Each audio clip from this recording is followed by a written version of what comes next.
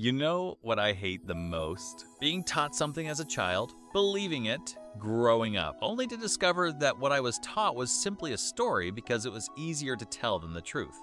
Stonehenge is exactly that kind of story, and today I'm going to show you that lie, piece by piece, stone by stone. Stay with me until the end because by the time this video is over, the version of history you learned in school may start to feel suspicious. The story we were all taught. We all heard the same explanation in school. A group of Neolithic farmers, thick ropes, massive stones, patience over centuries. That's it. End of story. Next chapter. But why was this explanation accepted so easily? Because it asked for nothing. No mystery, no difficult questions, no uncomfortable answers. Just hardworking people accomplishing something extraordinary. Sounds nice. Everyone go home. But this year, something changed.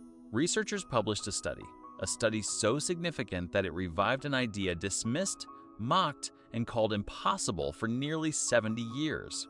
The massive altar stone at the heart of Stonehenge, the very stone around which the monument was built, didn't come from Wales. It came from Scotland, nearly 700 kilometers away. Wait, 700 kilometers? Numbers don't lie. Let's do the math together. Imagine moving a stone weighing 6 tons. No wheels, no iron, no wagons, no roads, no Google Maps, no bridges.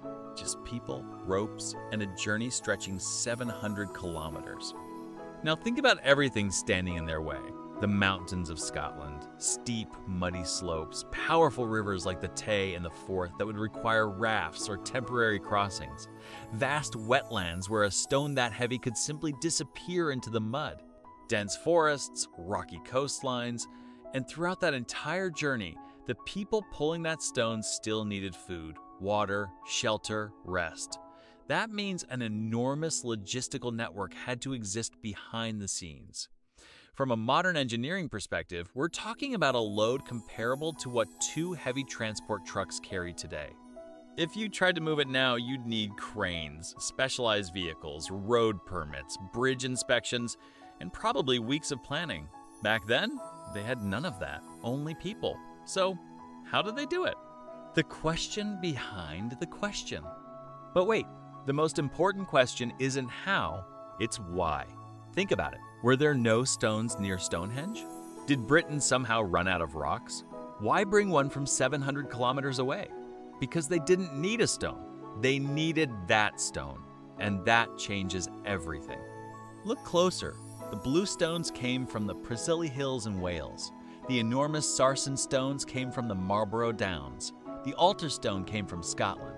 3 different regions, 3 different kinds of stone. This wasn't about construction materials. It was a political statement, a message carved in stone. We are one. Each community brought a piece of its homeland. Each stone represented a people. Perhaps Stonehenge wasn't simply a monument. Perhaps it was the Parliament building of the ancient world. Sounds unbelievable?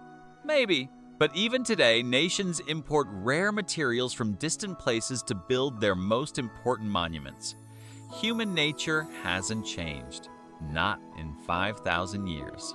The accountants of the sky.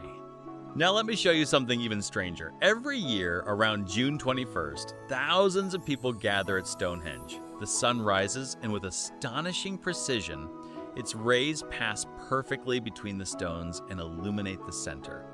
That isn't luck. That requires decades of observation, generations of tracking the movements of the sun and the moon, mathematics, geometry, careful records passed from one generation to the next.